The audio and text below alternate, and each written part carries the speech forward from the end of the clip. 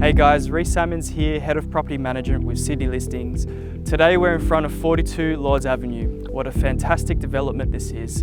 A boutique block of only 26 apartments. There's a combination of 3 bedrooms, 2 bedrooms and also 1 bedrooms available here. Now the developer has spared no expense when it came to building this fantastic apartment block.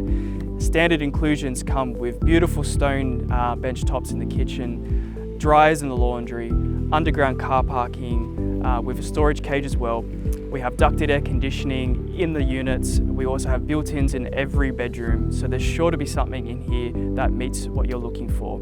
If that's not enough for you, we also have Asquith Station, which is a short 800-metre walk down the street. We also have Asquith Shops, which will be sure to fulfill all your shopping needs. And we also have Asquith Oval, if you're just looking for a little bit of sun on a quiet Saturday afternoon. If you'd like to see these apartments, please give us a call. We'd be happy to book an appointment in with you as soon as possible.